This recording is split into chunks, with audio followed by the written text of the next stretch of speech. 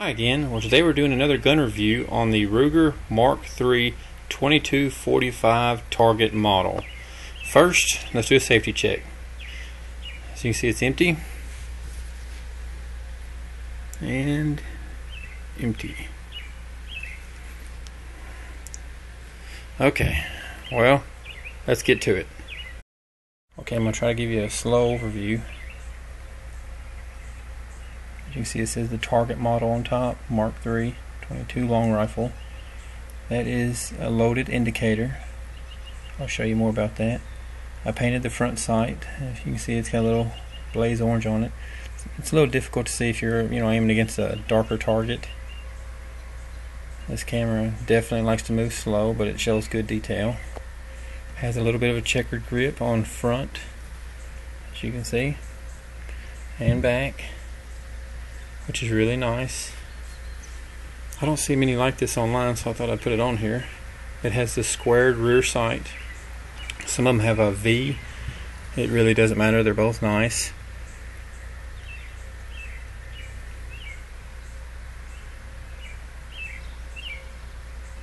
And there you go. It's nice. Alright, what do I like about it? Well, one, it's a 22 long rifle, which makes it, it's one of those, you can shoot it all day long, and don't really cost that much. And it's really fun to shoot. Something good to, start the kids out on, the wife, something like that, so you don't scare them, shooting your 45 and cracking their skull. This is something that, a good learner's gun, very accurate. There's videos of people online, which I can't do, but people were hitting targets at 200 yards with this thing. I would consider it one of the best 22 pistols you can get.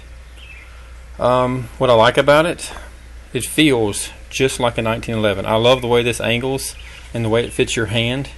To me, it feels just like a 1911. Like I said, I've seen people hitting your targets at 200 yards, which, that's incredible. The wood, this looks real. It's actually a laminate. The external safeties, which this is safety, fire, the magazine release. Overall, extremely well built. Now, disadvantages, the weight. I really don't care for the weight. You got a lot of safety features, like on the magazine. It has a magazine where basically catch, where it will not drop out, even fully loaded. You actually have to grab it and pull it out. On the magazine, what I like, which, if you've ever seen these before, that little, you just grab it with your thumb and you can see it pull down. Makes it extremely easy to load. You can pull this all the way down. You don't want to pull it too far down. I've noticed that if you're loading it and it's way down here, the bullets will actually stand up in here, so you kind of want to work it slowly, load 1, 2, 3, like I said. But that's not all that button is for. What it actually does, another feature, is when you put it up in here, to release this forward, it'll actually move this up. I'm trying to keep it all on camera. Keep your eye here as I push this up in. I'm going to watch this. Did you see it move it forward? Moved it up, dropped it up.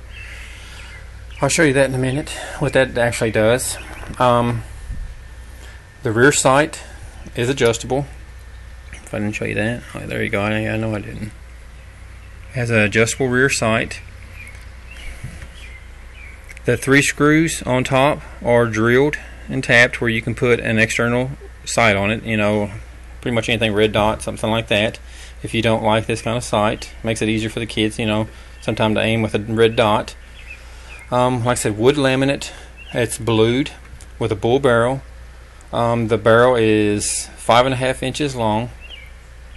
And see, the height is 5.50. The width is 1.40. Now, disadvantages and advantages is the weight. The weight is 43 ounces, which, that's large. That's like carrying a hand cannon, but this wouldn't be considered a concealed gun. This is more of a plinking gun. You go out on the weekends and you just have a lot of fun. Try to get that thing locked in there. Let's see. Overall length, I didn't mention that. I believe it was 9 3/4 inches overall. The chamber indicator, where it's loaded, let me load it. I'll show you that here in a minute. Well, let me show you what it looks like right now. It's hard to do with one hand. That's what it looks like right now. It's nothing sticking out when you're looking straight at the top. Alright, I'm going to show you what it looks like loaded. Okay, it is on safety. It is loaded. Can you see the little red dot? What it does is it sticks out that little piece of metal. It has that was already painted on there. I did not do that. So you can see that it's loaded. Something that's really easy to teach the kids, you know. I always say red is dead, so they know. Let me unload it now. Hold on. Okay, I'm going to show you more about the bolt release I was talking about. I have a magazine in, and it's pushing it up. Now, like I was saying, this does more than just make it easy to load your magazine. When you push this up, that actual button, like I said before, it pushes this straight up, and it locks it into an actual, where if that was your last round, of course it keeps it all the way back. Now, it does release, but if you look closely, you can actually see part of the magazine, that little ring up in there. See if I can get that for you. See it? The little circle underneath the magazine release. And when you actually push this down, you're pushing that part down as if there was one chambered in there, and it's going to slide forward. Watch this. Because I just forced it down, acting like there's one round in there. So if you know, of course, if you shoot, 1, 2, 3, it's going to continue standard sliding. But when you come empty, that little piece pushes your bolt release up, therefore telling you you are empty. It's another safety feature, and that's all built into the magazine and this little button. So that's what that does. I do consider it a safe pistol. A lot of people don't like all the little safety features on it, but safety is good. I'm always messing with the gun. I want to make sure I keep my ammo a long ways away, just in case. You don't ever know, you might be not thinking right that day. But I do consider it one of the better 22s out there. If you're looking to get one, they're definitely worth the money. Now, speaking of money, how much would one of these cost? I've done the research, and I know what I paid for mine. Got a good deal. I've seen these anywhere from $350, and I believe that would be used, to as much as $500 on places trying to sell them and actually get a buck out of them. So if you can find one for $350 or even less, I've seen people saying they got them for $250 used. If they're okay, it's worth it. They're definitely fun to shoot with the weight. Now, I don't believe it would be hard for a kid to hold it, even a smaller kid like 7-year-old. What I like about the weight, there is no felt recoil, so that'll keep them from being scared. It's a good training tool. And I might throw this in there, another thing. If you have your kids staying at home and you trust them enough to be around a gun, and you don't want to be being a victim, if you had to, if you trusted them, and that's huge, if they're responsible, you let them know where a gun like this is in the house.